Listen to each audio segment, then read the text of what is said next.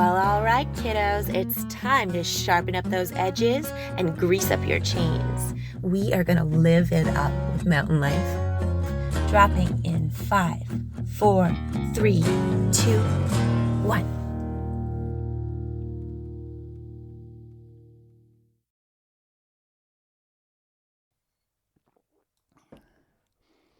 What's up, mountain lifers, mountain lovers and fingerless glovers, hang-doggers and multi-day sloggers, long weekend benders and red point senders, river dippers and fly line strippers?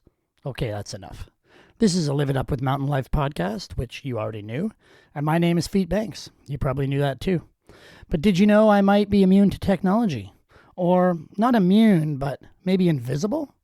You know those automatic soap dispensers in public washrooms, or those automatic faucets even? Those don't work for me. They don't recognize me, my existence. I stand there, frantically waving and flapping my soiled hands, and nothing happens.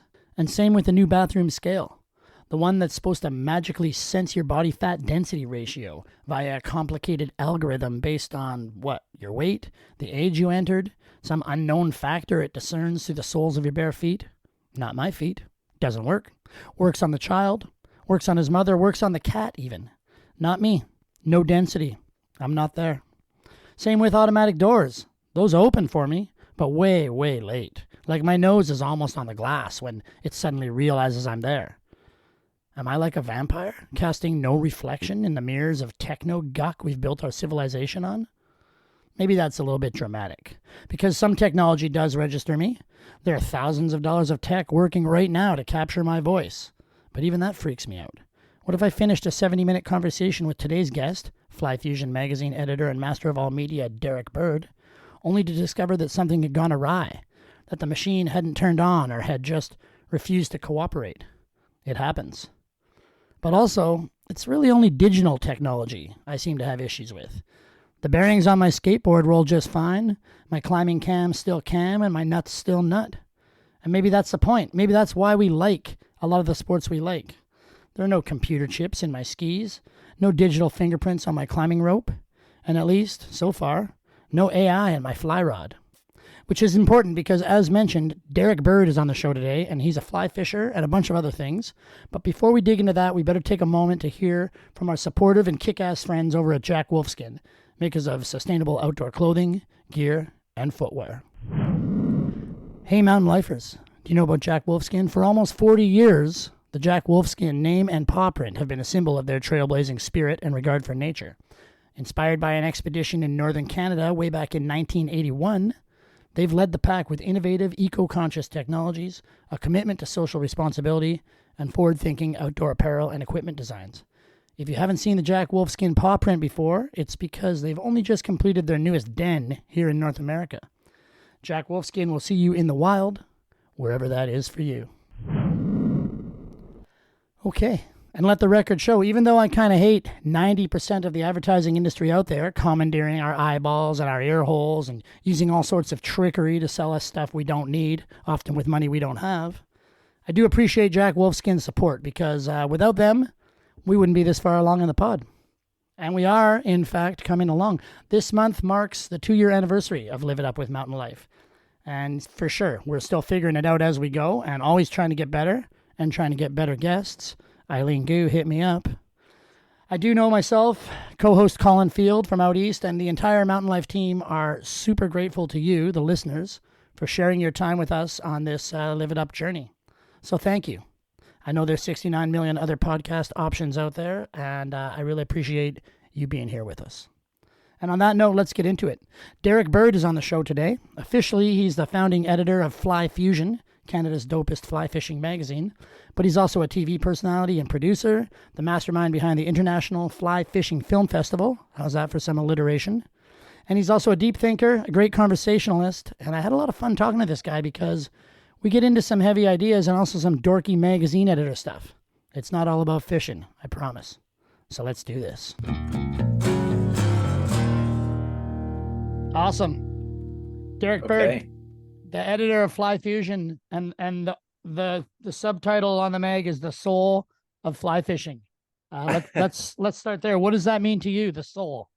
Well, I think it means a whole bunch of different things. I think that one thing that that fly fishing definitely is it's can be quite a pensive sport, right? So when you're out in nature, there's something like interconnected about, standing below large peaks and standing in water that you have nothing to do with, except, it's just part of a system that you get to stand in and be a part of for, a little bit of time and take a few casts. I think that there's something that reminds you that you're part of something bigger than yourself. And so I think that with that, there's an element of kind of ponderance, or maybe a little bit of an element of philosophy that goes along with kind of just standing there taking a few casts. Now, I say that, but then also, when your reel starts screaming because you've just hooked into a 15-pound steelhead, there's something like overly exhilarating that goes along with that too. So I don't know. I think that we changed that tagline. I think it was probably about 7 years ago. No, maybe it was sooner. Anyways, maybe 3 or 4 years ago, sometime around then, we changed that tagline, and I think we wanted it to reflect kind of more along the lines of like what people think of when they think of like soul music. When you feel something, right? You feel something, and you don't necessarily know exactly what it is, but you know that you're a part of it. And so I think that maybe that's the answer to that. Right. And I mean, you're in Campbell River, right? And I am. that's of course home of Roderick Haig Brown, who was talking about these sorts of things, decades ago. But it Yeah. feels like that idea of refinding the soul in these sports that we love, these outdoor sports, has really seen a resurgence, I would say, in the last 20 years, but maybe almost corresponding to the rise of digital video and the rise of social media and the rise of, like, in the old days, we could watch a video of, fish porn, ski porn, where it's just action and Yeah. fish. Sure. And Yeah. suddenly I feel like we kind of got overwhelmed with that, and people started digging deeper, where before there wasn't as many people maybe thinking or talking about those kinds of ideas. Yeah, no, I think that's a really fair observation. I think that for the longest time, and I like your reference to kind of like, whether it was ski porn or whether it was, fish porn, where it was just kind of like it was all visual candy in a way, where it's just like you're just digesting as much as you can. But there's a limit to even that, right? Where you Yeah, feel like I don't know, think about when you're a kid and you want to, I know for myself, one of the things when I was a little kid is I just wanted to grow up so I could make money so I could buy chocolate bars. Like that's how I thought, right? totally. But Yeah, but then after a period of time, you kind of get to a place where your taste refines a bit. So it doesn't even matter how much money you have. You're not going to spend it all on chocolate bars, right? And I think the same with, with the film industry, when it comes to, when it came to the outdoors. I think that the film industry also saw that people were craving a narrative. And it's like if you kind of like tap into something like that before people even know that they realize that they want it, but you put it in front of them, and then all of a sudden they're like, "Hey, I love that." It's because there was something that was part of them that was connected to that already. That yeah, when you put it in front of them, they were like, "Oh, yeah, no, that's what I wanted." And really, that's what really good art is. That's what, the more cinematographers, outdoor cinematographers that I get to know, the more I realize that they're like essentially they're artists. Like that's what oh, they are. Like deep down inside, I mean, they're capturing kind of these moments that we feel when we're out standing in a river, or when we're out skiing a slope, or whatever it is. They capture that in a way that allows people to just kind of feel connected to that moment that's in front of them. And so yeah, so I say all that to say, yeah, I 100% agree with you that at some point people wanted more than just kind of like that moment, like in fly fishing, where it's like, oh yeah, I see that fish taken. Oh, I'm gonna hook that fish, and then I'm gonna hold it up for the camera. I know when we started with the magazine, I think it was like maybe 2004. I think we started Fly Fusion magazine. Like the only thing you'd see on covers on a yeah, magazine cover was the fin and grin, right? That's all you'd see. But if you go all the way back to our very first cover, I wish I had it here, but if you go all the way back to our first cover, we showed an artistic photograph of a fly. yeah. and we didn't know if that would, sell, or if that would kind of catch people's, but it did, right? Because people were ready for that. And so the more that we started to kind of do these artistic covers, the more that we saw other people, like other magazines, start to go, hey, like, you know what, they're selling, or they're making a living doing that. So Yeah. so maybe people do want that. Or even they're like, hey, I connect to that and I didn't even realize that I would, right? Like you're saying. Exactly. Yeah. Yeah, exactly. We find that with our film festival too, because the magazine is connected with the IF4, which is a film festival that, I mean, it shows in kind of, I think it's over 100 places throughout North America, and a little bit into Europe too. But we find that there too, where people are continuing to starve for curated content, right? Not stuff that's just kind of like, it's just out there, and I'm going to start to doom scroll, and eventually I'll find something that I want. People still want curated content too, right? They want to know that they're being presented with the best of the best. And so when you work with cinematographers or photographers that are the best of the best, people are drawn to that, even if they have to pay a little bit to get in, for the ticket price to get into the festival or whatever it is, right? Yeah. And I mean, we're going to come back to the magazine, but you're mentioning the magazine, the film festival, you have TV stuff, streaming stuff. Do you ever feel, you're essentially gatekeepers of the culture for that curatedness, but do you feel pressure in that role, or, do you take criticism for that? How does how do you work that out, like on a personal level, to have that sort of, hey, we're gatekeepers of what people do get to see, what they are going to learn, what they are going to read, the perspectives that they're going to be exposed to from us, the experts. Right. Yeah. First of all, that's a fantastic question, because, and it maybe shows your age a little bit. And I don't know what your age is, I but think we're pretty similar age, kids of the 80s. Okay. Yeah. Oh, good. Good. Yeah. Yeah. Because to know what a gatekeeper is, and to even use that term in a mass communication kind of way, means that you are likely a child of the of the 80s or the 90s, yeah. Right?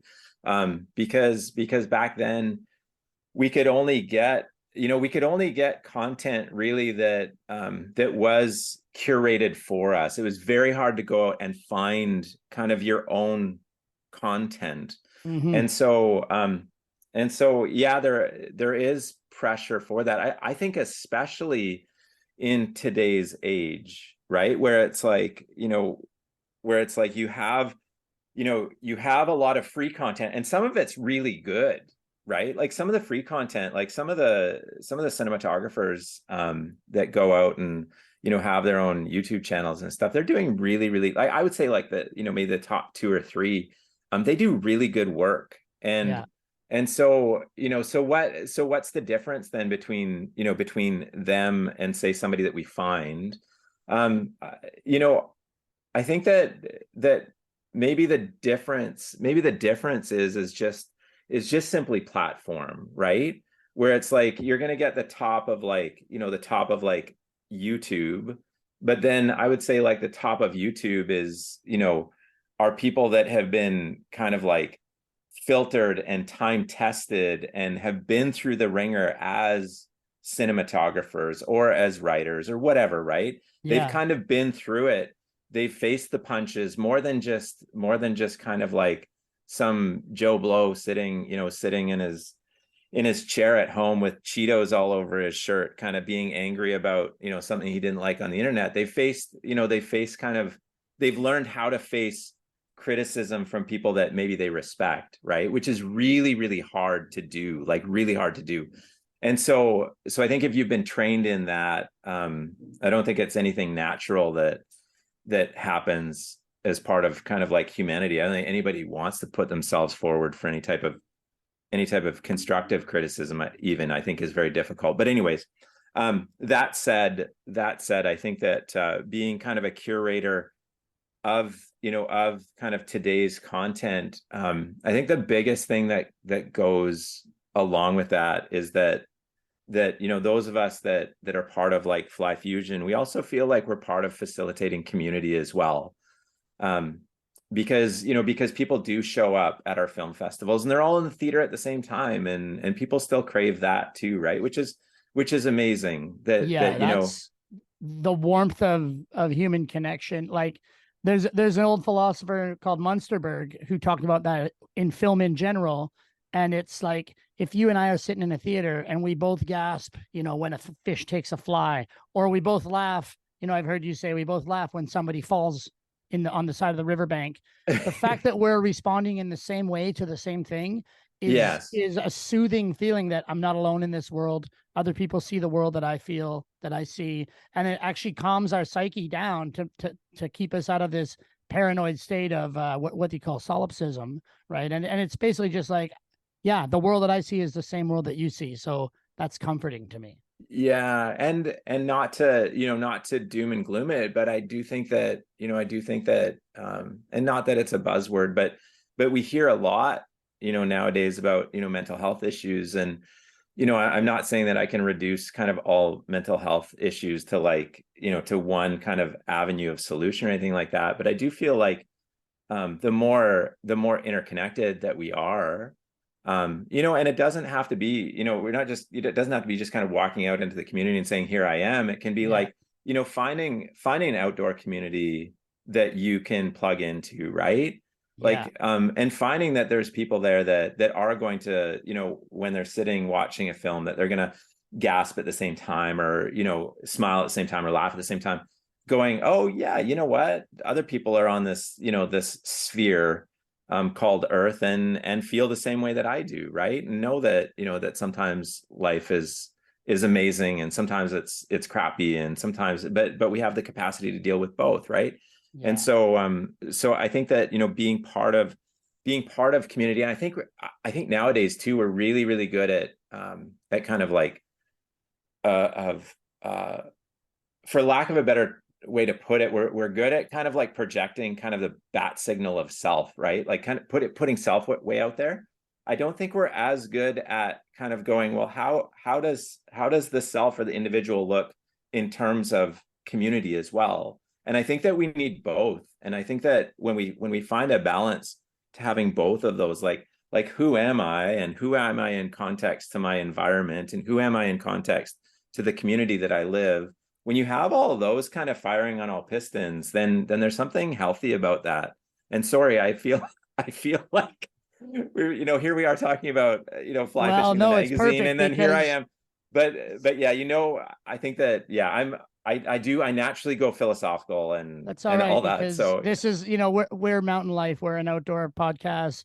I talk about sports a lot. You talk about fishing a ton, but we're both magazine editors. We can talk about media and ideas, and this might be one of those one for us, one for them kind of things where this one right. might just be for people like us. Um, I I guess we can go back a little bit to the magazine just for I know you've talked about this at length, but for people that aren't familiar with Fly Fusion, you said almost 20 years old. Sort of started with your brother, kind of getting the idea and roping you in, or Yeah. Yeah, that's pretty much exactly it. He had an idea, um and he's the type of guy that when he has an idea, he doesn't not follow through with it. And whether it's successful or he fails, to his credit, he kind of plows forward, right? yeah. And most of the time he's successful. And so Is so he it's good at kind of a, pivoting when it's not going right? Does he pivot or yeah. does he beat it into the ground? No, he'll pivot. He Right. knows when to pivot too. Like he's Yeah. kind of got that all dialed in. And I'm very much an ideas person, and I have like my education is in it's in like English literature, and the really boring stuff, right? Like where to put a comma and a period and all that kind of unfun stuff for most people. And so when and I love fly fishing, and so yeah, he came to me one day and just he said, yeah, so I've got this idea, there's in Western Canada there's no fly fishing magazine. Why don't we kind of move forward with that? And I was like, oh, I didn't really feel like I had time for that in my life, but Yeah. I wanted to help out my brother, and so I said, yeah, sure. So anyways, long story short, here we are, almost 20 years later, and the magazine's very much international. I think we sell more down in the States than we do in Canada. It's got it's this it's it's a stroke of marketing genius that my brother's got going on, really. Like we've got we've got a television show that that feeds into the magazine. We've got a film festival that is at a little bit arm's length, but also feeds into the magazine as well. And so it's just kind of all feeding each other. And and you have your own multiverse. Yes, nice reference. Yeah, we do. I read on the website in the contributors guidelines. So I liked it. I pulled this line: Fly Fusion is a magazine designed to enhance a reader's angling skills rather than provide a map of how to get to the waters they fish. And we sort of do a similar thing, I think, with mountain life. We've definitely had to change a little bit as Instagram came into the world and geotagging and all that. You had to be even more careful about blowing up the spot. But adding to your skills and your desire to get outside and to protect the outside world, that's so much more to me and probably to you and most people. That's a lot more fulfilling than just helping people get to these beautiful places, without the care or the skills to appreciate them or take care of them. Yeah, that's right. It's I think with any outdoor kind of passion that people have, they're willing to go a long ways to find more information. And so when we started, that was our bent, right? Like we wanted to capitalize on that concept that fly anglers specifically, really, it's like you can't get enough information as a fly angler. It's like the more you dig, the more you want to dig, and the more you dig beyond kind of what you've dug, the deeper you want to go. And it's just kind of like this endless cycle of like learning when it comes to fly fishing, whether it's how to perfect your cast, or learning what what rod you should use in this scenario, and what line you should use with this rod, and what fish will take at certain times of the year, or what insect hatch is kind of going on here, there. It's just like there's no end to learning. And so with the magazine, we wanted to capitalize on that, and we wanted to provide that to our reader and find kind of the best of the best in the industry that would be willing to be able to share kind of some of their insight. And so that's where we were with that. And then we also wanted to not, wanted to really not kind of facilitate the herd mentality, because we often saw, or we began to see, I shouldn't say often, in our little kind of corner of British Columbia that I grew up in, that my family grew up in. We grew up in the Kootenays, kind of in the southeast corner of the province. But we started to see that where when a place got some exposure, that we definitely have this herd mentality. We want to know where, and then we want to run to it, right? And I think that there's something counterproductive about that in the outdoor industry.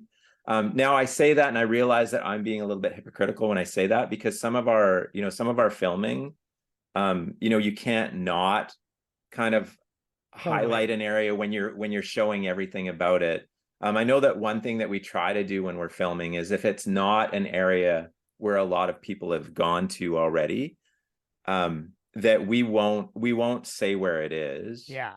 We might say kind of the general region that we're in, but we won't say, here are the coordinates to where I caught this fish. Totally. Right? And I mean, that's been pretty similar, in ski snowboard world. It started as people had actually missed, hey, that was Valley X, right? But now it's just like Whistler backcountry, right? Whereas Whistler backcountry could be a 300-400 kilometer radius. So yes. I mean, powder snow and fish or space on a river, those are limited resources, right? They very much are. Yeah, they very much are. Well said. And it does. It's like, when you create kind of like, people running this way and that, it actually ends up having the opposite effect of kind of that outdoor experience that you're hoping for, right? Which is to go out and find maybe a little piece of solitude, to go out and find maybe something that, where you can collect your thoughts, right? To go and, catch a trout that hasn't been caught, 20 times before that season, right? and so there, yeah, so in kind of like focusing on the instruction and less on kind of the where, we figured that the the instruction would help you kind of regardless of where you were. You could become a better fly angler kind of regardless of where you ended up casting, and alleviating kind of that, yeah, that herd mentality. So you're the founding editor of the magazine, and you guys, you have your magazine, people pay for it. So that mm, helps a little bit. Ours is a free magazine, so we run a 50-50 ad to editorial schedule. You guys get to do a little bit more editorial from the looks of things. right. How's that battle for you? My battle is always, fighting with the people that sell it. Everyone that buys an ad wants editorial to go with it, right? Sure, Do you find yeah. that, is that a battle that you fight as well, or? Well, we do get a lot of, like, I get a lot of emails kind of from people saying, hey, this would be a great story. And, Yeah. but it's promoting, like, it's promoting a specific product. Yeah. And we like to really, really be uh very kind of true or genuine to kind of like, here's an advertisement, which can be very beautiful. It can be very kind of like appealing. I mean, I can remember as a kid like getting a magazine like Fly Fisherman magazine for the first time that month or whatever, and kind of looking through it, and sometimes I'd go and look specifically at the ads just because they were so visually appealing, and I'd just be Yeah. like, oh, that's the rod that I want.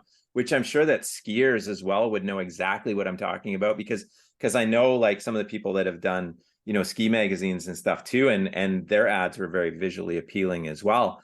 And so I can remember doing that, but I think that you want to be as especially in this day and age, you want to be as transparent as possible, if you're actually promoting something. Now one of the things that like in television, one of the things that actually like helped us to kind of find space there was that when my brother and I were brainstorming, I said, one of the things that we can't do is we can't turn it into an infomercial. Yeah. And so much of what we see out there is just an infomercial.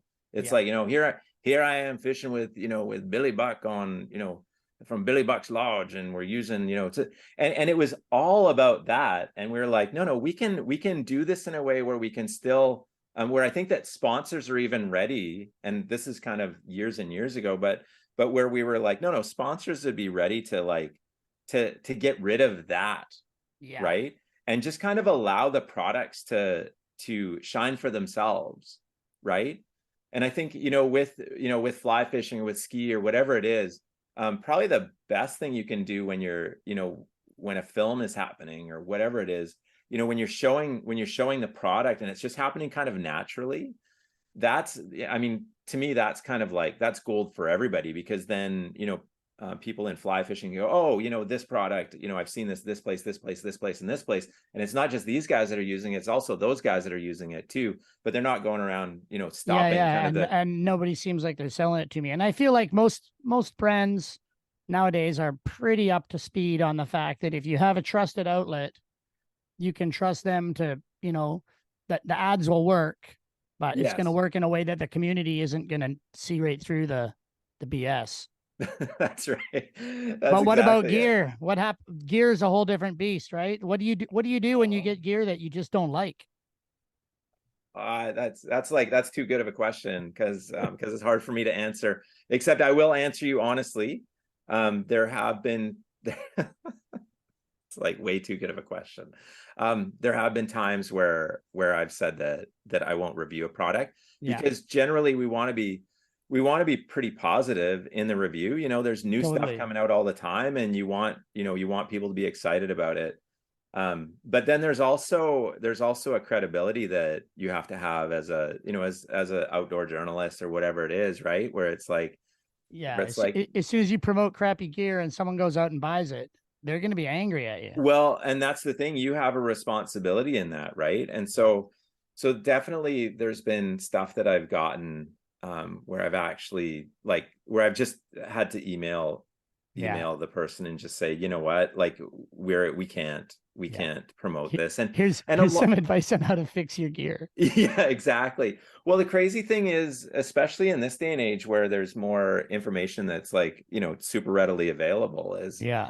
is usually that's pretty much backed up by kind of, like I say, Angry Joe on the internet going, this is crappy, it fell apart Yeah. like a week after I bought it, right? And but that is, I mean, what type of gear do you guys review? Do you guys have a review section, or? The review stuff mostly lives online. There's a little Okay. page in the mag that's with really short, kind of just descriptions. It's not a sensible review, but yeah, most of the review stuff lives online. Yeah. And we're pretty lucky. I can usually tell if I'm worried about something, I'll usually tell them don't bother sending it, right? Like Right. Yeah. I'll live without that one. But Yeah. One way too that we've kind of one way that we've kind of maybe bridged this a little bit too is we've stopped kind of really jumping at things like right off the top. right. And our reviews now are for products that we've actually put our editors in and Yeah, allowed them to use for months and months and months. totally. Yeah. Because and so we have kind of this time tested product review that we do, just because a product, the one thing that I would love to do, and I was thinking about this just the other day, is that I'd love to actually do like, because we do that for like months with products, but it would be kind of cool to do it for like on the 2 or 3 year cycle too, where you're looking back and going, yeah, well, this is where this failed after, this is where this wading boot failed after 2 years, right? Yeah. I got 2 years out of this, and then this is where the stitching broke on it, Which right? is totally happens with gear, Oh, right? 100%. Like I got 100% 100 it days does. out of these boots and it Yeah, costs this much. And actually, that's not bad. But I could also buy exactly. these cheap boots and get 75 days out of them. And I would actually win in the long run, except I'm, throwing boots out every year. Right. Yeah. Yeah. No. And yeah. And so I think that's a really, that would be, and as it's great as we're talking, I'm like, oh, there's another idea. Right. Yeah. And Yeah. so, Perfect. so I think I might kind of put that one forth too, is, how about we look at something that's kind of like longer term and then go back to that too. Um, um, uh, um, our mags are about the same age. I think this Mountain Life BC started in 2006, and pretty much from day one, we all heard the same thing: print is dead, print is dying. Right? What are you doing? Get on the internet. Video wins. Print is dead. And I know you've talked about this, how print, the daily newspaper might be dead, but the niche community like fly fishing, like rock climbing, like you know, um, video gaming. These niche communities are happy to have something that they can hold in their hand that's been given to them by experts. Having said that, we went through the economic downturn in 2008. We just went through a pandemic where the world got shooken up, and the magazines are still going. Does Fly Fusion run a pretty lean, overhead? Is there a huge main office somewhere and full of people and all that, or are you just sort of piecemealing it together with it seems like it's mostly your family in the key roles, or Yeah, there's so kind of yes and no to all of that. We do have a headquarters, so we actually right? have an office in Yeah. Cranbrook, British Columbia. It has like the biggest fly, I think, in the world. I don't know, but out front Awesome. there's an elk hair caddis was done by he was done by a like kind of a sculptor. He was actually, the guy's a blacksmith. It's beautiful. Anyways, it's made out of metal. It's really nice. Yeah. And so so we do have an office, and there's a number of people that work out of the office. But then a lot of people that work for us, kind of that aren't family, Yeah. are like field editors, essentially, is what they are, right? They're kind of like they're with us, they're part of us, but they might live down in the States, or they might live in Alberta, or they kind of live all over the place, and we so it I think that niche magazines have they have the capacity to run a little bit leaner staff wise, and I think because of that was one of the reasons why print could kind of could kind of navigate through a time when people were kind of done with print in a way, right?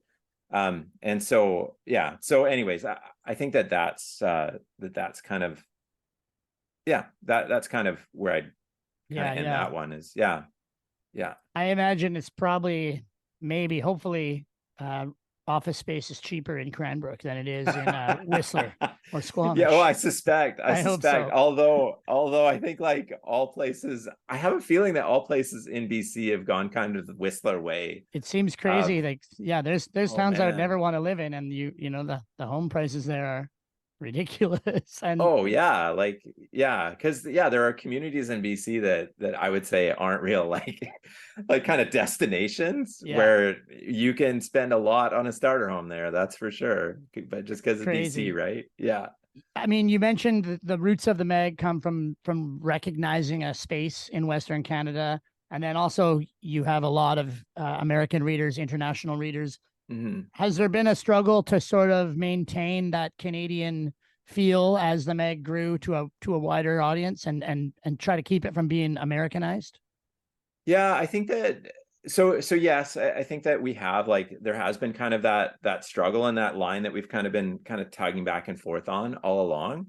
Um, the thing about fly fishing though is that, is that there are kind of experts everywhere in North America, right? Because there are like these hotbeds in North America, whether you're from Wyoming or whether you're from Alberta or British Columbia, there's kind of like this commonality or this common thread that allows you to be an expert and allows you to speak into that, into fly fishing and into kind of the instruction of fly fishing. And so yeah, so with that, I think that we see that there's content that is like 100% Canadian because it comes from a Canadian writer, and we've wanted to maintain that. Like, we've wanted to kind of uphold, Canadian writers and photographers, but then we haven't ever wanted to do that at the expense of like good quality, um, you know, photography or quality writing, right? Sure. And so I would say it's been difficult, but because we're not a destination magazine, it hasn't been as kind of difficult as people might think. Yeah. I feel like, we talked about it a bit. Your mag was pretty early on with sort of showing a new side of how the photography of fly fishing can go, Mhm. and it doesn't always have to be someone holding a fish, grinning. Right. Do you have hard rules of what you will and won't allow? Like, some people say, no blood in the photos. Some people won't. If you put your rod on your shoulders for the picture, like some people won't use that. Or is there anything like that, or is that shifting your tastes, or do you just get sick of some things?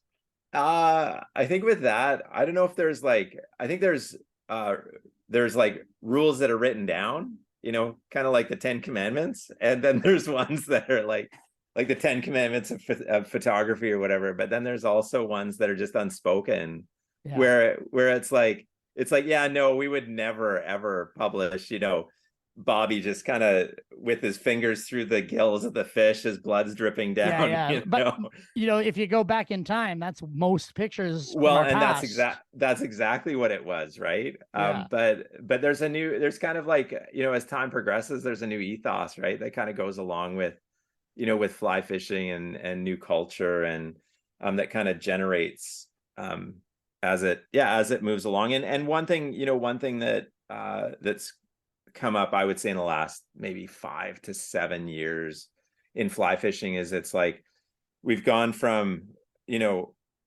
you can hold a fish up and get a good shot with like water dripping off the fish, and that's Yeah. okay, to now some people are like, well, that's not even okay. You gotta make sure that shot happens below the surface, Keep it in the water. keep it in the water. And I'm kind of I think, because I'm a little bit old school, because I grew up with, as long as you've only got them out for a few seconds, Yeah. and you're handling them properly, then that should be okay for the fish, right? You see, as long as you've kind of not overplayed the fish and you get them in quickly and you've got a good net there, Yeah. that he'll be fine, for a few seconds out of the water for a fish shot. It's there's so many things I want to talk to you, but we'll stick with that. The language around fishing, also around everything, but the language is always evolving, and I was excited. I listened to a different podcast that you did before this, but the term fly anglers, rather than fly fishermen. Right. Yeah. But I hadn't heard the term fly anglers before, and I was always wondering, like, what am I supposed to call these people? Because obviously women are a huge part of fly fishing, and Yeah. have been for a while. Yeah. But the Yeah. language was slow to catch up. Well, it is, and I think too, like, well, I think in any industry, right? Sometimes language drives the industry, and sometimes the industry's got to catch up. And I think with fly fishing, the industry probably had to catch up a little bit. And so, yeah, so just, switching terminology from, and not to get political or anything, but you want to be as inclusive as possible, because it's just, really in the end, it's just, whoever wants to show up to the stream with their fishing rod, Yeah, go ahead, right? totally. Like, And I don't want to stop you. exactly. And so you want to be as inclusive as possible. And so I think, switching things like, from fly fishermen to, to fly anglers, I think recognize that, that there are more females involved in, and I wish I had a statistic, but I don't know if it's available or not, but I do know, just by kind of like showing up at the stream, that the number of female fly anglers today has risen, I'll just say exponentially. It's so good to see, actually, to see that, that whoever you are, you can go out and, enjoy kind of, watching a dry fly float past the trout and watching that trout come up and take it. And, I think that's that it's something that we see as, very positive in the industry. And we're seeing it reflected more too in the industry itself, right? Where we're seeing more films with female fly anglers. And I know that that's something in our film festival that we want to see. And we're very much inviting to people to submit in that way as well. So I think that, that's something that it feels like, internet fishing influencer is almost a real job now, or is a real job.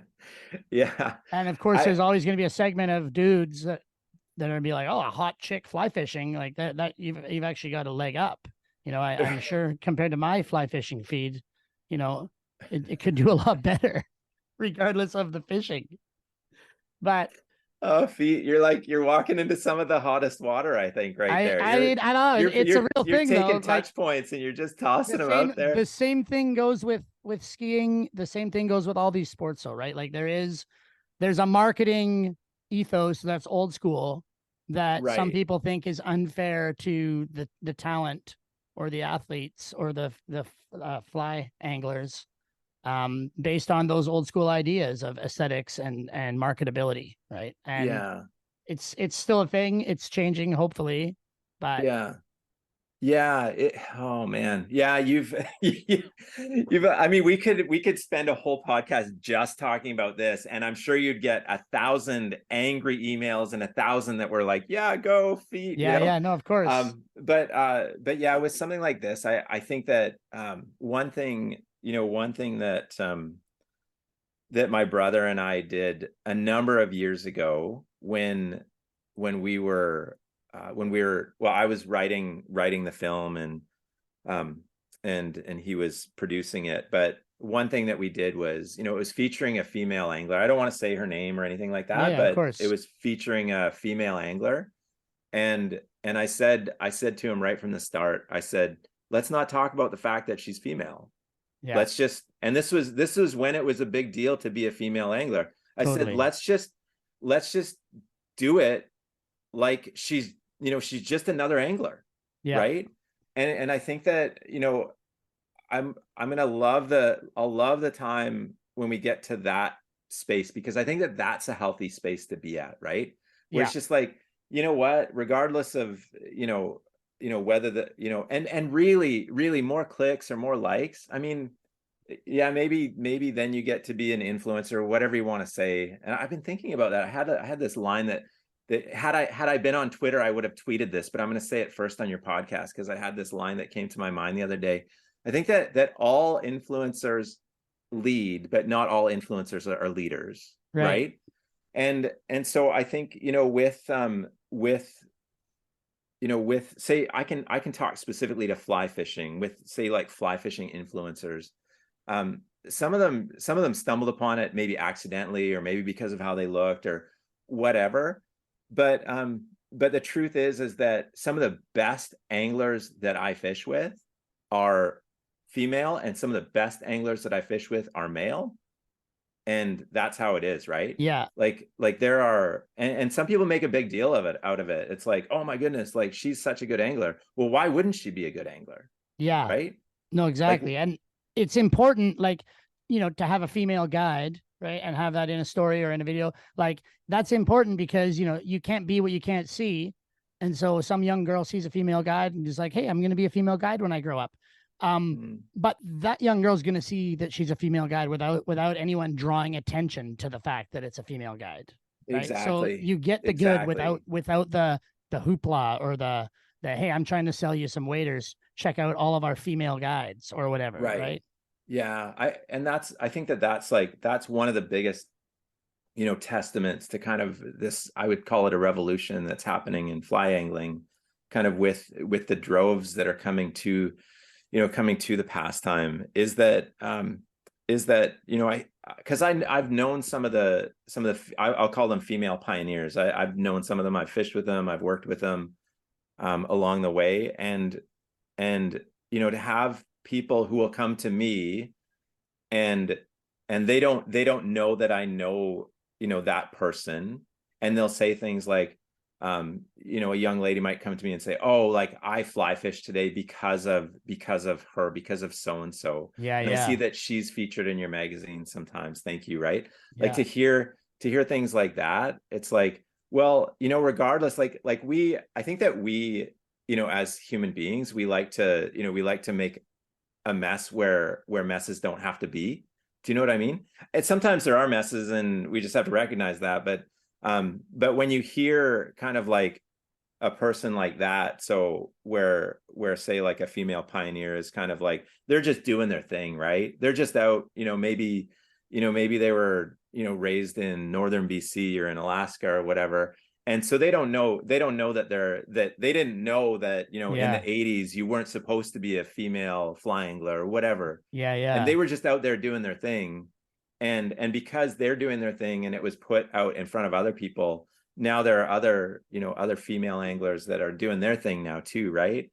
And I think that's kind of the positive of it. And again, we could drag it down at the mud, but I think it's like you said, it's a bit of a groundswell across, you know, culture, race, class, everything, and all the sports as well. I mean, the Whistler Skate Park is full of young girls right now, and yeah. that to me is a very positive thing because skateboarding in the mountain culture world, skateboarding is going to be way ahead of everything else. So Really? yeah, Wow. everything comes from skateboarding.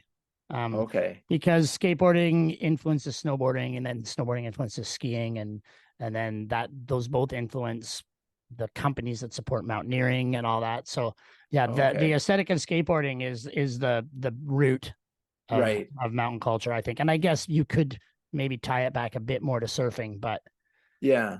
Yeah. yeah, Oh, that makes sense. That does make sense. yeah. I know that, I think one of the reasons that we're seeing such an explosion, specifically with, and you'll probably be able to add way more than I can to this, but I think one of the reasons that we're seeing such an explosion in outdoor industry, I mean, besides kind of, pandemic and people just, maybe wanting to get outside, but they're not supposed to be kind of hanging around others type thing. Yeah. I think a lot of it has to do with how visually appealing outdoor activities are, right? Mm-hmm. And so it's kind of this you know this coalescing, this bringing together of just at the timing of it. So how visually appealing outdoor sports are, like skiing or like fly fishing, or, you know, mountaineering or whatever it is. And then you combine that with the cinematographers today that capture what they capture on the equipment, you know, with the technology that they have. And how can you not like, and then sorry, and then you add one more layer to that, and you know, you add, you know, storytellers in the mix of all of that, right? And then so you end up getting, like, I know in our film festivals, you'll, like, you know, a person will bring their boyfriend or girlfriend who doesn't fly fish, right? They'll drag them along. Yeah. And they'll just be like, oh my goodness, now I have to do that. Yeah. Right? Converted instantly. Yeah, exactly. And so there's that. And then there's kind of like, we, you know, and I don't understand why. I don't know the why to this, although I suspect if we kind of dissected it and talked about it more, maybe thought about it more, maybe it would come to us. But I don't know the why. But I know that it's but I know that we want to like photograph everything about our lives right now. And I think it might be because we want to like let people know, like at a very kind of like base human level, that we want to let people know that we're doing things that are exciting, and you know, what I do matters, or what I do, you know. I think that might be why it is. But there's that aspect of it too, where, you know, social media, where you can go and see this or that or the other thing, and it's like, and outdoor stuff, man, it shines on social media. It really does. Yeah. Right. Yeah. Because it's like, oh, you know, so-and-so's out there hiking this weekend, and they're not sitting on the couch. Right. It's, you know, you take one over the other, and one definitely shines over the other. Not that there's not a good reason to sit on the couch. Well, there sometimes is, and then there's the opposite thing too, right? Where, you know, we're parents, and you know, we've all got that one buddy who's seemingly always doing something amazing with his kid, and I'm, you Right. know, oh, you guys are out touring to this backcountry hut. It's went like my kid's at school today. Like, what am I doing wrong? Right? I'm working, and so, you know, there definitely is that like that sense of you're not doing it well enough, that comes along with that everything being captured as well, and only showing the best moments. But Yeah. And that's you know, that, I mean, experts have, I think, kind of harped on this or talked about this too, which is, that's one of the reasons why, you know, why we're kind of, just one of the reasons why we're kind of stuck in this mental health crisis right yeah, now, is because we get to see kind of, you know, what other people have done and posted, and we, you know, we have this natural unhealthy desire, I would say, yeah, to compare ourselves, right? totally. I think that comparing ourselves in like the right arena is a good thing. And we would call that like sport or something like that, where we're being competitive, but there's ground rules for that, right? Yeah. Whereas on social media, there's not really a ground rules. It's just like, well, I'm not doing that, so therefore my It's life is awful. I think it's hardwired into, you know, if you and I are both cavemen and we go out fishing for the day, and you come home with three big fish and I come home with one fish, like I know, Yeah, and my family knows that your family is going to eat better than my family. And so right. I'm going to be like, damn fucking. But I mean, of course, there's a famous African proverb that says the best place for my extra food is in my neighbor's stomach. Right. So if, Ooh, so, if we and there work you like go. that, that And I makes it love everything that. better. Yeah, because then that ties back to the concept of individual in context of community, And right? community. In context of the neighbor. Yeah. Yeah. So you write a column every issue for the magazine. Do you do many Mhm. features too, or do you mostly, you know, just take features from other people? Do you ever get to, you know, put your own 4,000 word story in the mag? No, I don't. Not that I haven't been asked. It's more just a matter of kind of like timing the amount of time that I have. Right. So mainly I just write my column. Yeah. Um, and yeah, it's funny, just going back to the caveman before we move forward Well, into I'm going to this, stick but with the caveman again too. going back to the caveman, um, I actually, like, my last column, it was, I called it pissing the day away. And I talked about kind of that, because I think that we're beyond the caveman, even though we have our roots, we kind of have our roots there. Yeah. I said, basically, you know, when we show up at a stream and, you know, and there's not a lot of talk that happens. The default is to go out and be competitive, right? Is to go out and, you know, catch this fish first, or get to this spot first. That seems to be the default. Whereas I think like most of the people that we fish with, if we enjoy fishing with them, it's because there's kind of a natural rhythm that goes along with that. And I can almost guarantee it that it's not because it's a competitive rhythm. Yeah. Right. It's because you've gone, hey, like, you know, there's a few guys that I normally fish with, and it's like the ones that I enjoy fishing with the most are ones that, and this might just be because I'm a little bit older now, but ones where I can, you know, if it's a smaller stream where we're not racing up the stream, it's like, oh, I'm going to watch you in this next hole, and I'm going to watch you catch fish in this next hole, and really enjoy that. Like, just enjoy kind of sitting back and watching, you know, the way that you kind of work your fly through. And maybe I learn something as I watch you kind of work your fly through that water. Right. And so I think that we have a choice. But it requires like that maybe little bit of uncomfortable conversation. Not to say that there's not competitiveness out there, because we know that even in skiing or whatever, even in fly fishing, there's competitive fly fishing as well. Yeah. It's just that I think it's the matter of like talking about it so that ground rules are set, right? So you know what to expect, so you don't feel like trash at the end of the day when you just realize that you were competing all day and you didn't want to be. Yeah. Do you know what I mean? Yeah. And you lost. I didn't even want to be competing, and now I feel like a loser. Well, and that's the thing, because there's only one way that day ends, and it's either one guy. No, it's one day. It's one way. One guy feels really good, and one person doesn't. Yeah. Because one person caught a whole bunch of fish, and the other one was like, which is net zero, and net zero is not a good thing to aim for on your day off, right? Especially not when you're fishing, right? Yeah. Yeah, nice pun there. I like that, net zero. So, you know, people have been fishing since before the caveman days. And I know, you know, we've been in this magazine game for a while. I definitely struggle to come up with ways to add a new twist to a pretty simple action, like, you know, hiking, skiing. Do you struggle around how to find a new angle to talk about, you know, this pretty basic thing of chucking a fake bug in a river or a lake, and you've been writing about this, you know, 59 million times, or does it work itself out? And plus, you also read everyone else's take on it.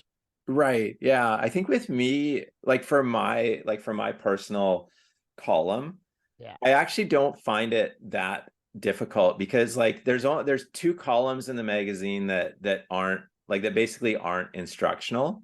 Myself, and then my fly fishing and writing mentor, Jim, who has a column at the end of the magazine. And he's been on this pod. I talked to Jim. Yeah, just a fabulous guy. Dude. Like, yeah, absolutely fabulous. So I don't struggle with it too much, just because I get to write from kind of my experiences. Right. And so as long as I'm going out and having experiences, there is so much stuff that happens out there all the time. And then, you know, I can, if I want to just write about an experience and have a narrative piece, I can do that.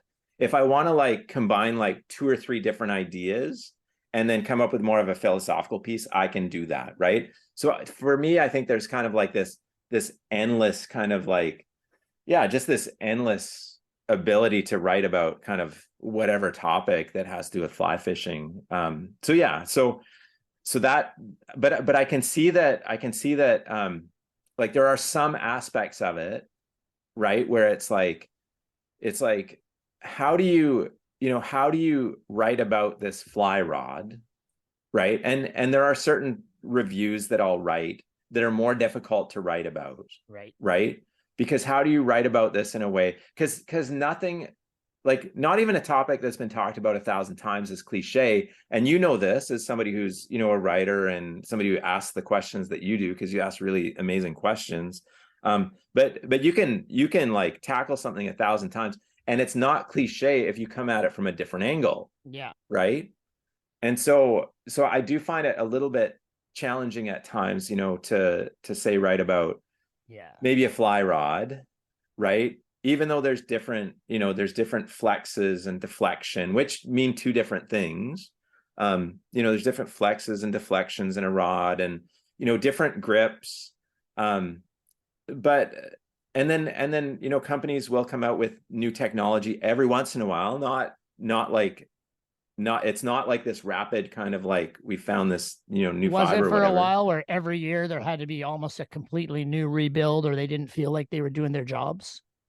Well, yeah, that's interesting. Did you see that in the ski We did, industry? for And sure. yeah, There was a real tech and shape, right? It was this shape, it was that shape, it was a mix of the two shapes, right? Camber and rocker, and it kind of got ridiculous, right? Where it's like, listen, and I think mountain biking experienced it too, right? Where it's experience. Yeah, technology driven innovation for innovation's sake, and right. you were probably losing good ideas because nobody was allowed to have the same idea 2 years in a row. Well, yeah, and to take a breath, right? To Yeah. kind of go, oh, let's really see how this plays out, And that's right? There, changing. It's changing mostly in garments, actually, where they're like, you know what, this is what our jacket looks like, and it's going to look like this for the next 5 years, right? We're not going to right. make a new jacket design every year. Yeah, yeah, yeah. Which is, I think that maybe the marketers can take a breath now too, right? The people in the marketing department can kind of go, oh, okay, we have 5 years to plan for this new one. Yeah. But I know we saw that in fly fishing as well, very much, where it was like, a rod could be, all of a sudden we kind of moved away from like this concept of, a fly rod that was like multi-purpose, right? Where you could take it and you could use it, dry fly fishing or nymph fishing or streamer fishing, and you could use it for whatever you want, because really technically you can, right? Yeah. And any kid that, I know I started fly fishing when I started when I was like 9 years old. I started fishing when I was like probably old enough to walk, Yeah. because my dad would drag us out there, right? Bless him for doing that. And but like when you're a kid, you don't care. You just want to be able to like go out and like catch a fish. That's And you all you still care do, about. right? On technology that has nothing in common with the newest, greatest thing. People have been catching fish since the beginning of time. Exactly. And so I think that what that time period gave us is yeah, there's this plethora of rods and reels and stuff that's available if you want. I still think that like the majority of people that I fish with, they want an all-around rod, right? They want one that can kind of do it all, and where they're not having to switch up or carry 5 rods with them to the to the river Or or anything buy like 5 that. rods. Or buy 5 rods. Yeah. I mean, you're an English lit guy. One of my favorite things about fishing, and it's similar to sailing, but so much of the English language has roots and phrases that come from fishing, right? There's plenty of fish in the sea, or getting hooked on something, or I got one on the line, or oh, I fell hook, line, and sinker. It's a part of, even people that don't fish use these same terms a lot of the time, right? It's Yeah. interesting, in sailing, it's I like the cut of your jib or whatever, but Right. these ancient activities are still a part of our language, whether we partake in them or not. Yeah, that's so fascinating, hey, because it's like, because we lose the connection to Yeah, we what they don't know what actually hook, line, are. and sinker means, Oh, right? exactly, But we know right. what it means, but we've never But actually experienced that. yeah, but I love that. Do you know if there's actually a word for that, where it's like, where we know the definition of a phrase, but we have no clue what it's connected to because it's been lost over the years? Like, Yeah. you use the sailing term. There's another one, 3 sheets to the wind, right? For somebody Yeah. that's like totally Yeah. drunk. And that's a sailing term as well. Whereas to have all three masts up meant you could go really fast, but you were totally out of control. So I mean, it yeah, worked, and that's exactly what it still means, right? yeah, Like, out of control. right, yeah, like totally out of control. Kick the bucket, that's another good one. Yeah. Right, but actually not a good one. It's that had to do with public executions, right? Buy To the kick farm, the right? Buy the farm, right? That's right, yeah. Yeah. I guess it's not just fishing. It's all those old school things that have been around a It's long time. yeah. There's And maybe in 200 years, like there'll be Formula One vernacular that's in our everyday talk, right? I oh, guess exactly. pedal to the Yeah. metal, right? But Yeah. Yeah. um, And then today too, it's like with I know with kind of like my sons, I've got, two sons that are in university now. And they'll say things where I'm just like, I have no clue. Or I'll say something, even worse, I'll say something and it's like they look at me, they're like, Dad, yeah, we don't say that anymore. I'm like, what do you mean we don't say that anymore? It's like, no, what you just said means it means not what you think it means. I'm like, what do you mean? yeah, getting old sucks. Yeah. Uh, d- do you get much? Obviously, you're a fishing magazine, so anti-fishing people probably wouldn't pick it up. But do you get letters about, the evil, harmful catch and release fishing and how it's nothing but torture and that kind of thing? Because we get those. Oh, do you? Yeah, Yeah. but our audience is very broad, right? Right. Yeah. We don't get too many of those. Not there are, I mean, there are some times where people write into the magazine that aren't happy about something. And Right. mostly like if say in a um like on one of our TV shows or something, and if a fish came out of the water in a way that seemed to be unnatural or something, they'll say, oh, well, that, what were you guys doing there or something like Right. that. Right. So but no, we haven't got many people that that are like, no, fishing should just be, it should just be banished. Like we shouldn't Right. do it anymore because you're having pleasure at the feelings of this fish type thing. And so no, we don't really get that. Most of the things that that we get would be, if I write a column or something that, like I wrote a column a few years ago that had to do with beards or something like that, because there's a resurgence of like Yeah. the Yeah. manly man's beard type thing. And Don't I do got a it. whole bunch of people that were upset about that. And I think it's because I don't have a beard.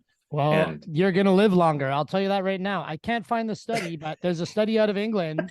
People that have beards die 3 to 4 years younger than people that don't. And the reason is beard dandruff. They inhale all this beard dandruff their whole lives and it plugs up their lungs and they die. So either like shampoo your beards there, hipsters, oh or my shave them off goodness, because you're that's an killing yourself. amazing study. I have this appreciation for you because you go out and you find things Well, like that. I read that and I have a pretty good memory.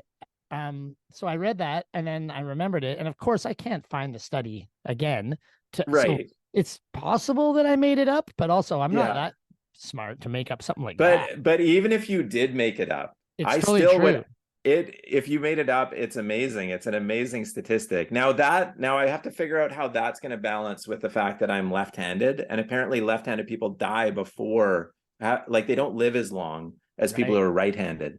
So I just have to figure out where I'm at on the no Yeah. beard. I wonder why The that is. I wonder if it's something to do with like oh, it wiping has your to do with ass. it has to do with it has to do with there's more stress on our lives because there's not as many things that are created Right. for left-handed people. Because you're But bumping into the person at the dinner table. yeah, exactly, right. That's probably why it's like, yeah, back in the old Western days, you get called out, right? Called out in the street for that, and Yeah. that'd be it for you. Yeah. Lefty. Okay. What else? What else have we got here? What's I think people have this idea that us as outdoor magazine editors that we're just out gallivanting in the outdoors all the time. Yeah, And in my life, a lot of my life is spent at a computer. But right. how many days a month do you get out to fish? Oh, I think the answer to that is as often as I can.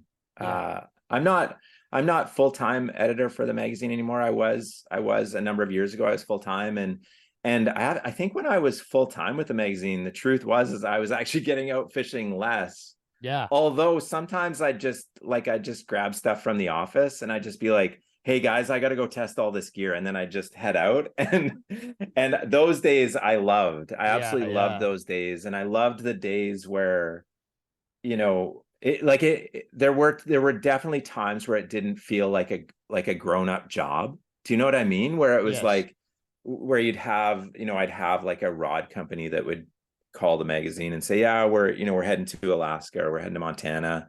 We're going to be, releasing this new rod lineup in a few months, but we want somebody from your magazine to come out and check it out beforehand.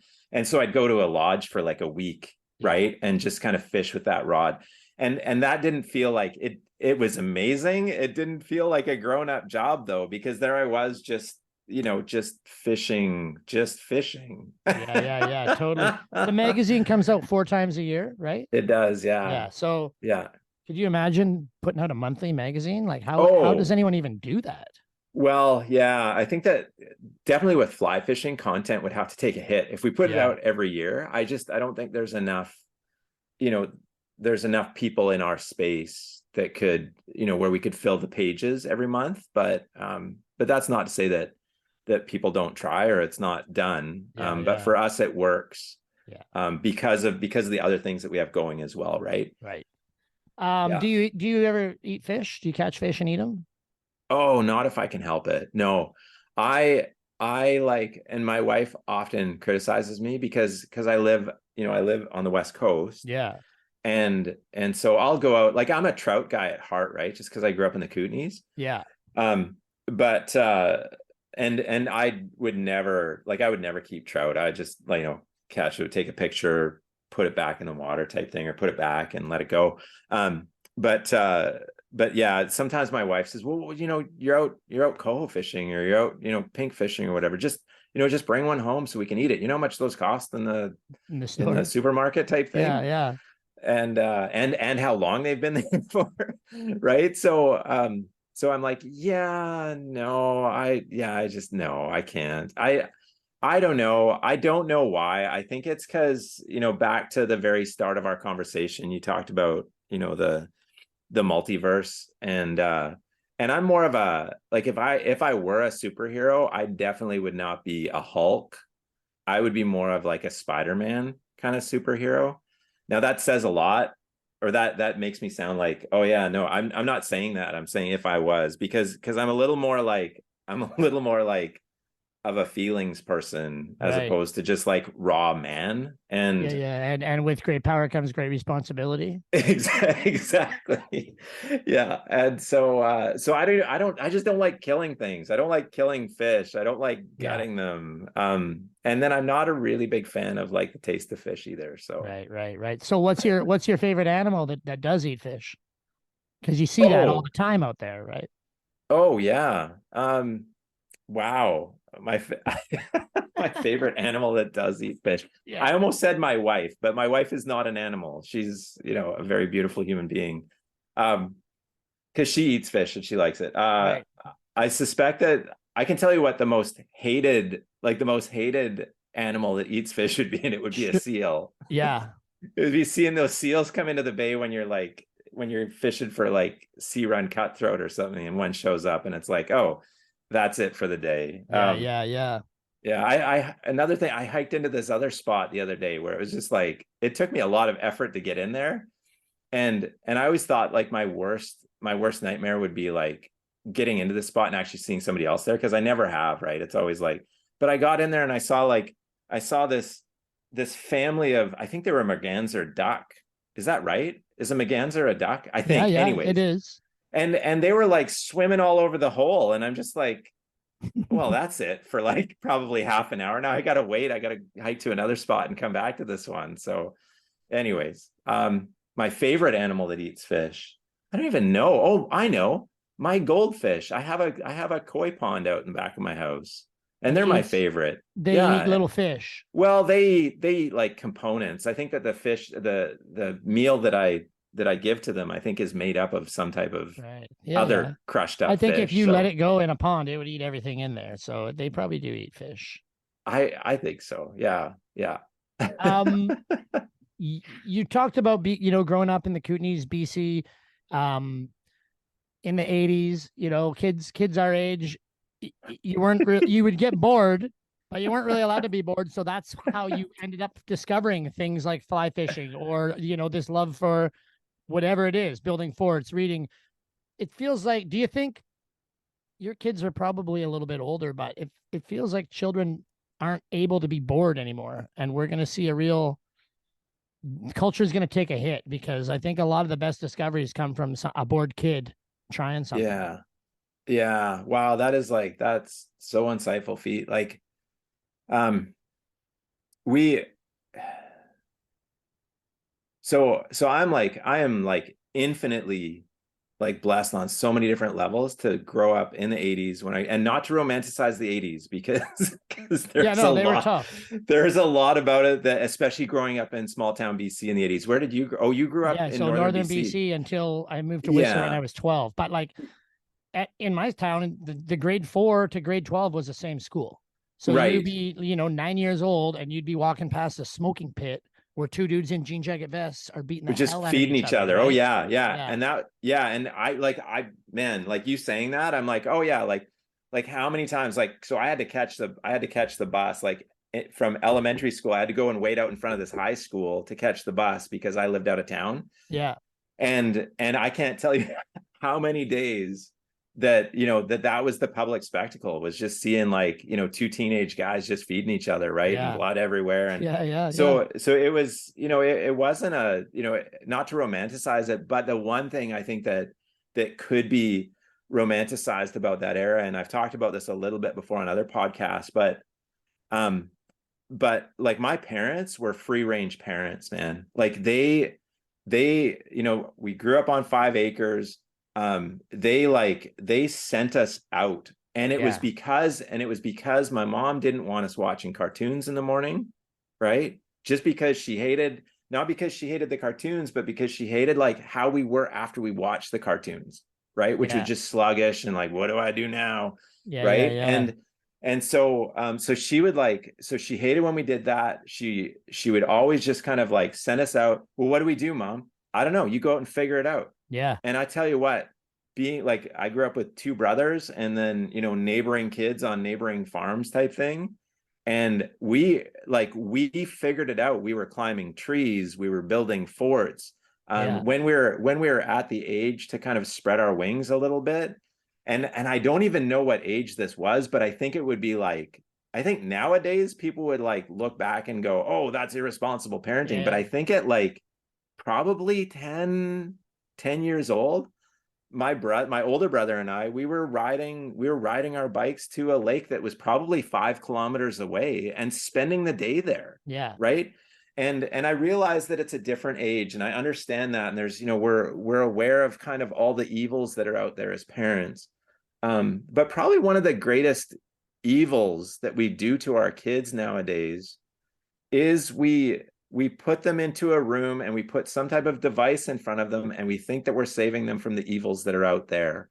And really what we're doing is we're not allowing them to figure themselves out in a way that's like, that's very meaningful as a kid, but in your adult life, like play becomes the play that we do as kids, like building trucks and forts and working together with one another and doing that, and sometimes fighting, but eventually getting along and accomplishing something. Well, that's us as adults too, right?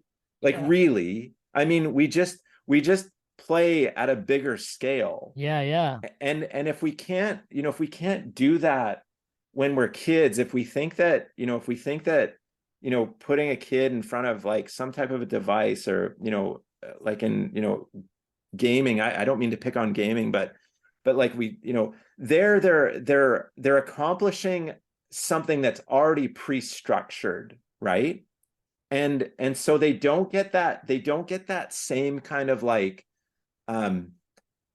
unpredictability, and moving past the unpredictability, and that same like that same challenge that happens when Sally or John comes over and isn't following the rules that you set out in the little game that you created as a kid, right? We don't get that same conflict resolution. We're too quick as parents nowadays, and I include myself in this because I know how I raised my boys. But we're too quick nowadays to go in and, solve all the squabbles and, Yeah. do all of that rather than kind of letting them sort things out and figure things out. Now I realize that only works to a certain point, because it's like, it's like lines on a highway. There's some leeway within that. And when you get outside of that, it's not good. But just generally speaking, it's like, I can't even tell you, Feet, how blessed I was to grow up in a place in the Rocky Mountains with parents that let me go out and explore. And when I had reached the edge of that exploration, on bikes, then it was buddies in cars, or then it was me getting my driver's license.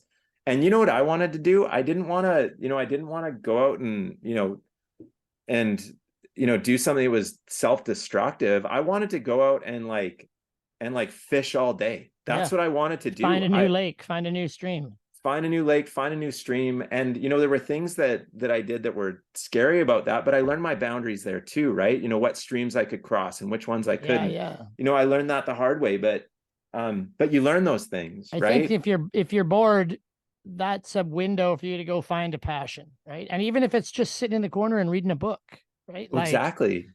I think, if you've always got something that's going to keep you from being bored, you're closing a door to discovery of something that like fishing, that could, serve you for the whole rest of your life. Right. And I think especially for those, for those people, and yes, for the people. And I like that, because I wouldn't have thought of that avenue, but of course, right. That was a really good point you made about like people that can go out and find a passion, something that they'll spend the rest of their lives doing. But then also for people who are, who are creative types, that's where, like, when the mind rests, right, that's when like sparks start to fly. Totally, right? When you allow your mind time to just to not really do anything but sit and think. Right. How many articles have you written on a long drive? Right. Right. Oh yeah. Oh, you're so speaking many. my language, man. You're speaking my language, right? Or how many times where you're hiking or out, like where I'm hiking beside a stream or something, where I'm like, oh, I'm gonna write about this, right? I'm gonna, just because I've had this thought where it's like, oh, and it's crazy because maybe, and I think that this is one of the, as amazing as the internet is, and as Google is, and as, Chat GPT is, as amazing as those things are, one of the things that I think is difficult about it is that, especially for somebody who's an ideas person, I'm getting this sense that you're an ideas person too. But is that you begin to see that maybe some of your ideas aren't special, right? Because you see that other people have had them before. For sure.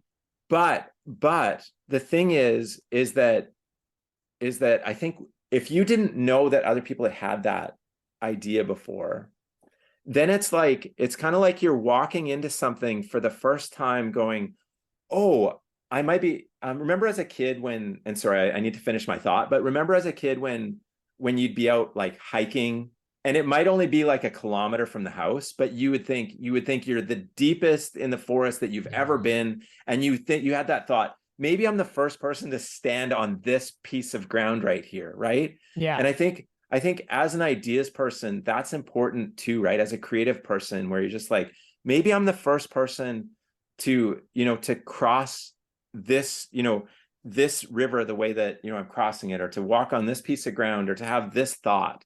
Maybe I'm the first person to do that. And I think that that there's confidence that comes along with that. So anyways. Yeah. Well, you mentioned the Chat GPT, and that's obviously the AI is a big thing. I don't know.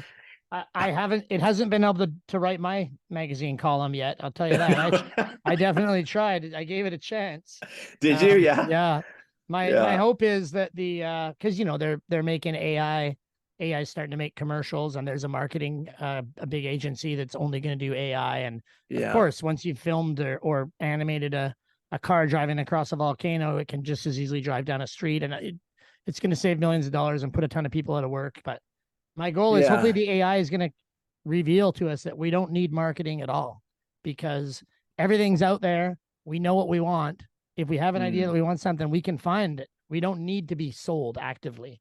We still Right. are, and that fuels my magazine, probably half of yours, and a lot of it fuels everything. But I'm hoping maybe that's going to be the shift, because I'm pretty down on marketing, and Oh, are you? advertising. Yeah, I don't. Yeah.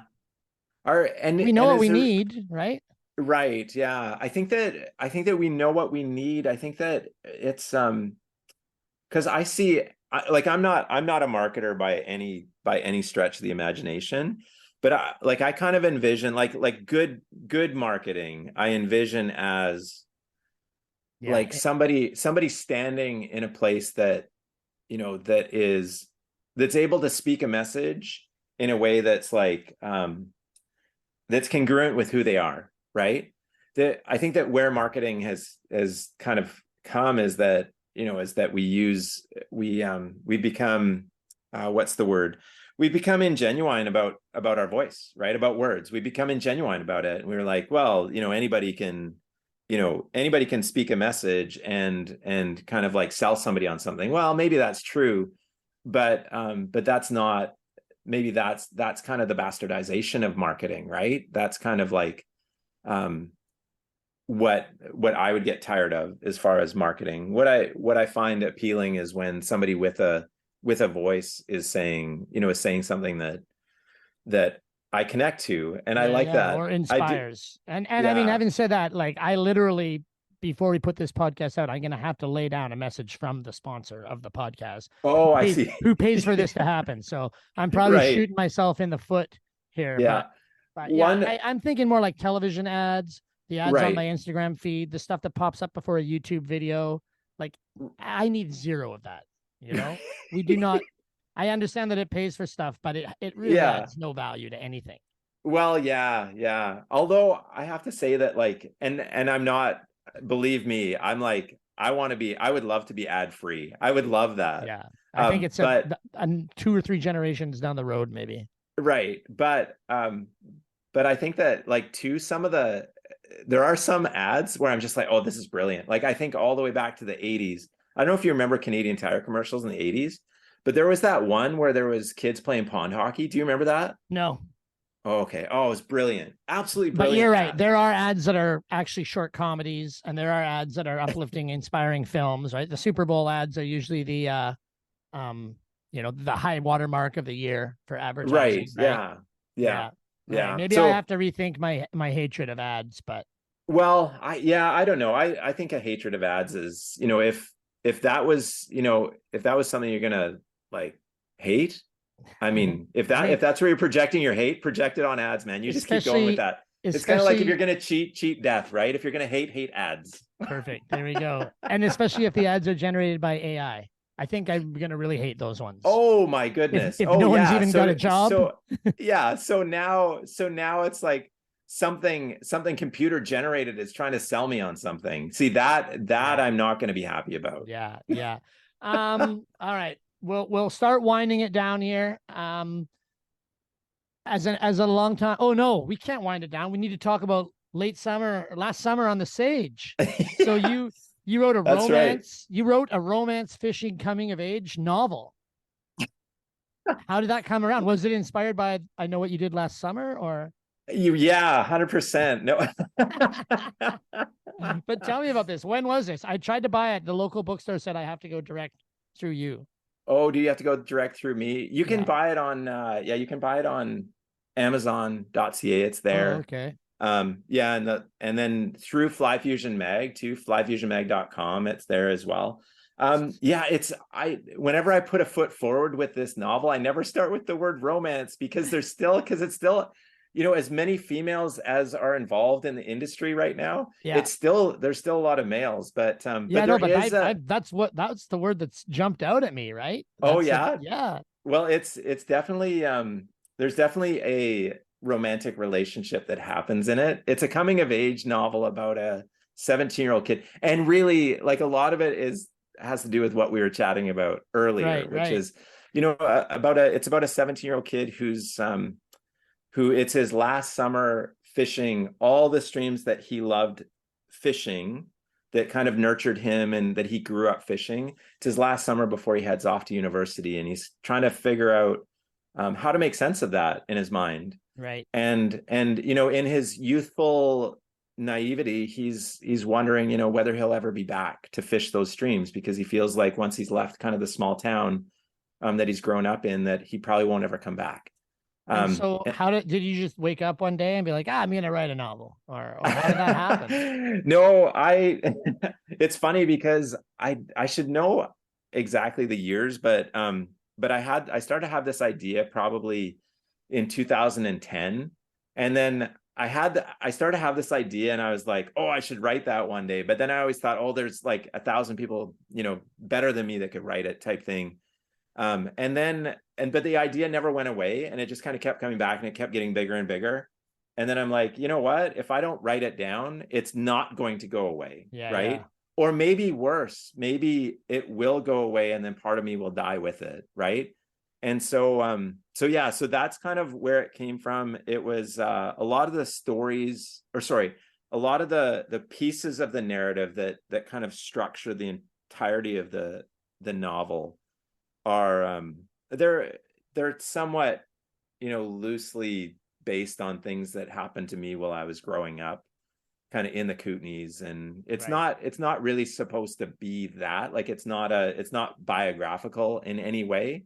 It's definitely fiction, but it's very much kind of a, like 17, 18 for me was huge because I loved where I grew up in the Kootenays, even though there was something about it that I didn't feel super connected to.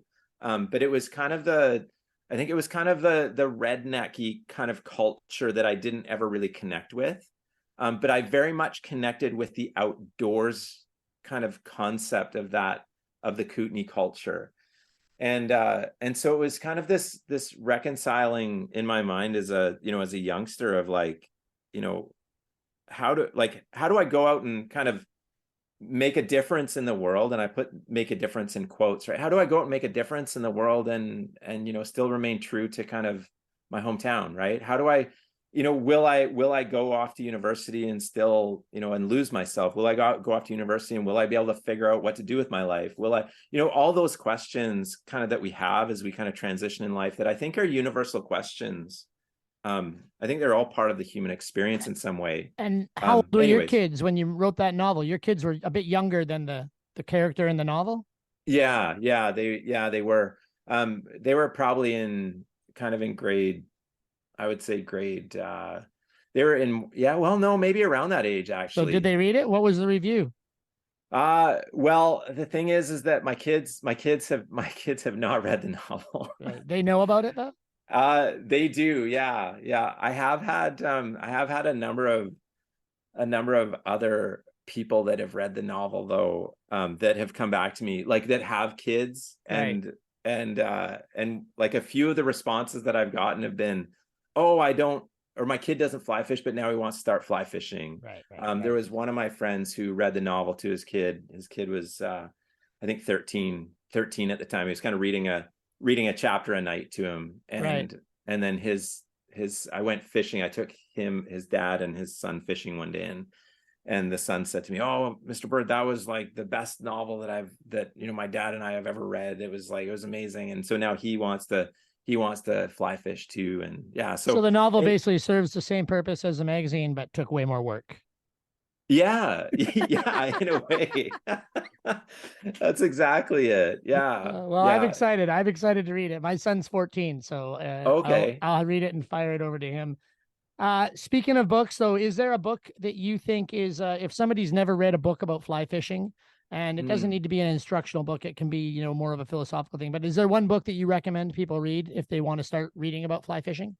Yeah, for sure. So, definitely my book. But other than my book, I think one of the best ones that I ever read getting into fly fishing was one called The Gilly. Right. And it was a compilation. I think it was actually out of BC. I think there was a publisher out of BC that actually wrote it. And it was absolutely fabulous, just as far as like information and kind of like a baseline information. So that was one where I was just like, oh man. And then the novel, and this one's going to seem like, a lot of people would know about this one, but A River Runs Through It was Right. That's my favorite novel of all time. It was amazing. I even sent a copy to when I finished my novel. I knew a guy who works for Robert Redford, and Right. so I was like, I felt like I was 1 degree of separation away, and so I like wrote an inscription in the front page of my novel, and I sent it off to this guy and asked him to deliver it to Robert Redford, just saying things like, or I said something about how when I saw the movie that he directed based on A River Runs Through It, the novel. Had you read that book before that movie came out? Because you would have been 13, 12, 14 years old, like pretty young when that movie came out. Yeah, no, it was I think it was 92 or 93 when the movie came out. I watched the movie first because I hadn't actually heard of the novel at that time. And so it was after that I went, and like the first thing I did after I saw that movie was go out and buy the novel.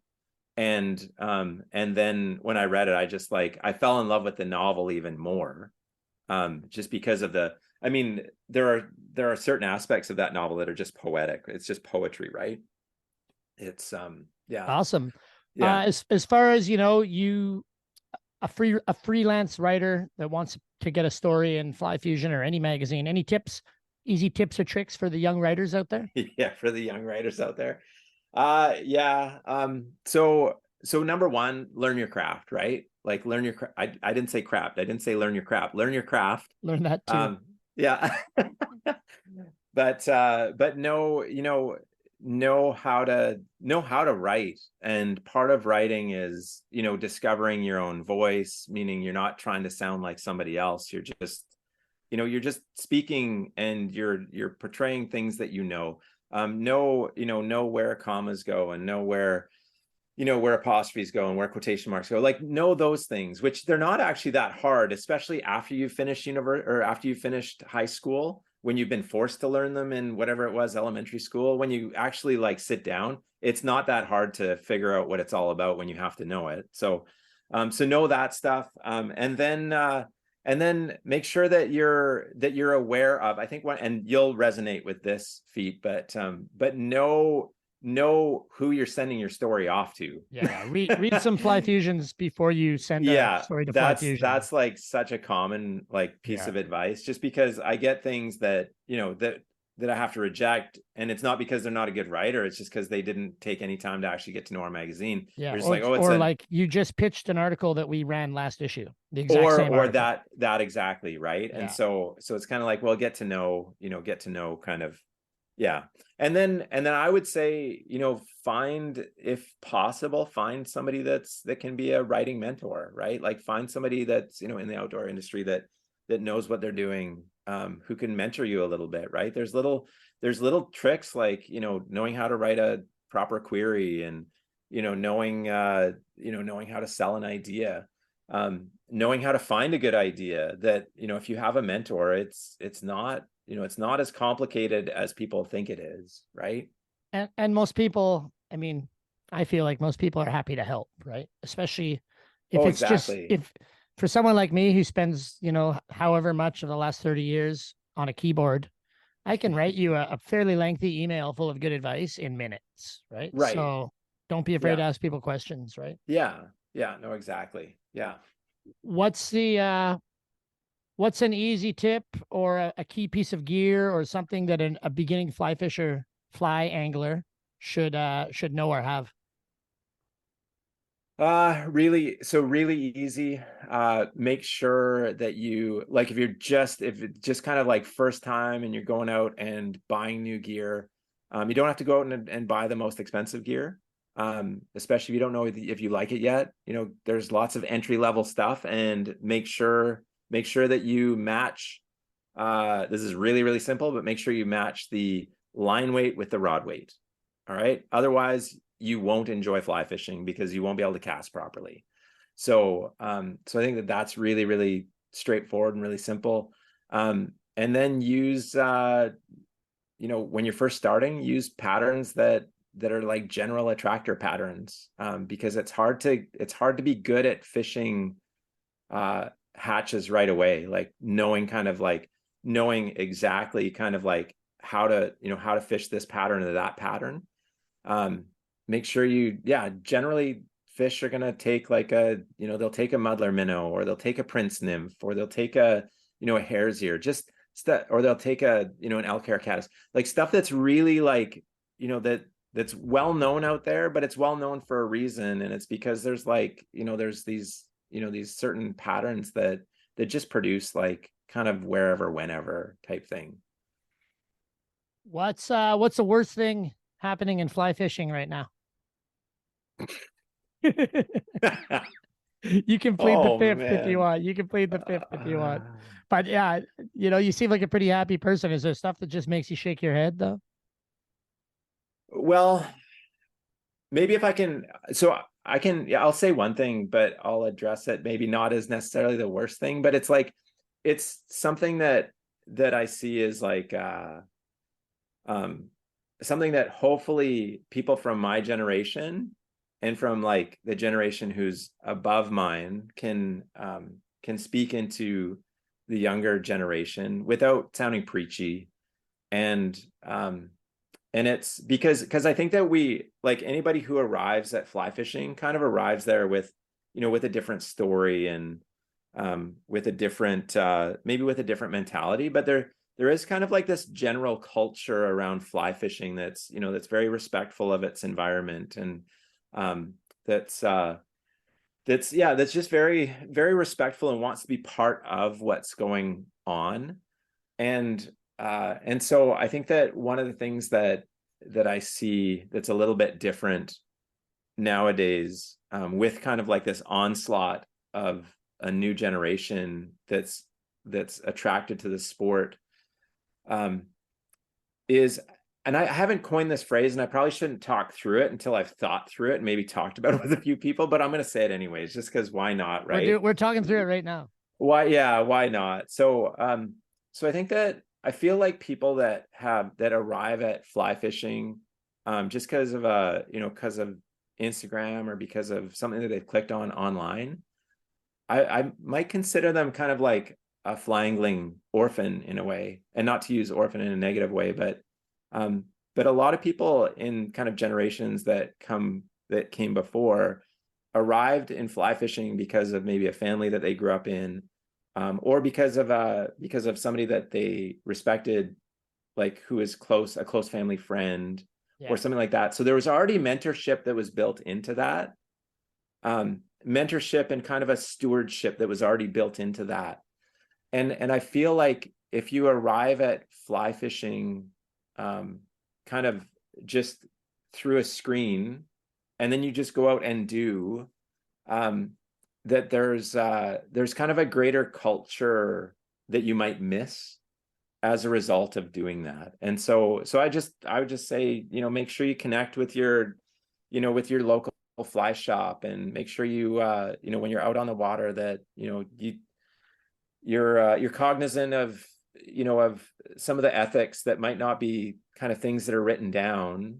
And the way that you learn those things is by finding somebody who can be kind of a mentor to you. And so anyways, I try to say that in a really positive way. I don't know. I don't want to sound preachy, but yeah, I think it's fine. And the flip side of that is, if you're out there and you see somebody, who maybe doesn't have the knowledge or the skills, like, they're never going to learn unless you teach them. So instead of judging and being a dick about it, like, go over and be helpful.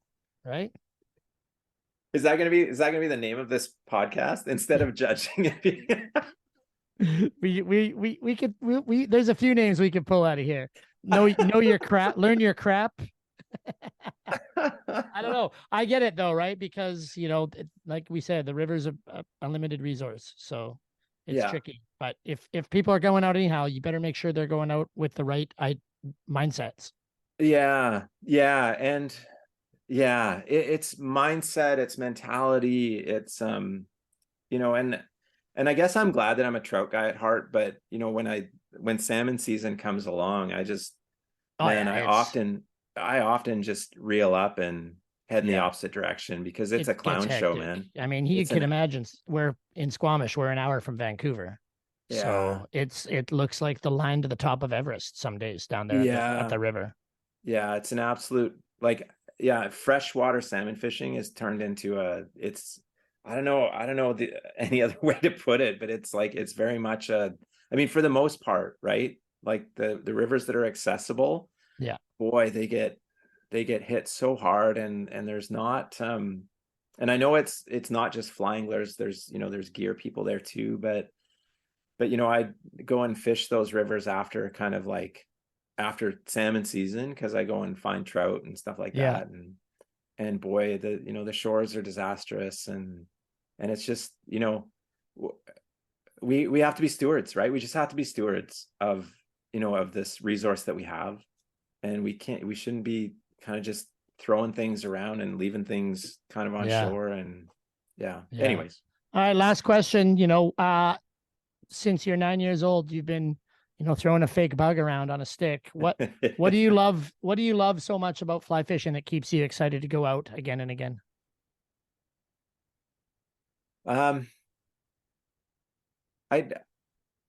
I don't know if I have a good answer to that question. I love the question. I just don't know if I have a good answer to it, because I have thought about it a lot. And at different stages in my life, I probably would have answered it differently. When I was younger, like into my teens, when I started to think about, well, why am I spending my time doing this?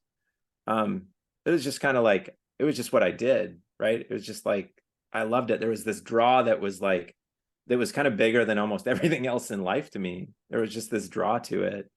And then I think the older I get, the more I look back, and I kind of don't really question it too much. I'm just like, no, I do it and I enjoy it, and I don't know if I need to have a reason for it. But I think if I did have a reason, the more that I've gotten to know my adult self, I would say that there's something about, so number one, there's something about the outdoors that speaks to me. There's something about solitude that speaks to me. There's something about the activity of fly fishing that's kind of visually beautiful. And then the last thing is that there's something about who I am, where even when I rest, I don't really like to rest, right? Where even on my holidays, I'm like writing a novel, or like I'm always doing things that that fill me up, and so things that fill me up are things where I can do them and I enjoy them, right? And so fly fishing is something where you can where you have to be focused in order to be good at it, right? You have to be very focused, but you're focused on something that's not important at all. not in this day and age. We're not hunter gatherers anymore, right? So we're not like, if I catch a fish, great. If I don't, that's okay too, right? So there's no pressure in that, but it's but yeah, I don't know if that's a good answer, but that's kind of where I'm at right now. If we get a chance to do another podcast in 5 years or 10 years after I've written another novel, then I might have a different answer for you. But well, I think that one works for me. Derek Bird, obviously everyone can go find more of your stuff, flyfusionmag.com. That's the portal into the entire multiverse. It is, yeah. I don't know. I had a great time. Who knows what the rock climber listening audience thinks, but I had a lot of fun. I thanks so much for your time. Yeah, Feet, that was like, I absolutely loved doing this podcast with you. I didn't know what to expect, because I didn't know what to expect when I came onto the podcast. But like, you're really good at this. You ask amazing questions. And then I want to say one more thing too, is that it's funny, like, how many times we tried to connect, because I looked at our email chain beforehand. It's over a year, I think. It was over a year that there were times where where you got sick or I was sick or whatever, and then it just kind of fell through. And maybe there is accidental timing and maybe there's not, but maybe this is the perfect time for it. Maybe it happened just at the right time. So I think it did, because it's a summer's starting, fishing's coming, and maybe we'll see each other on the water one day. Awesome. Okay. Good chatting with you.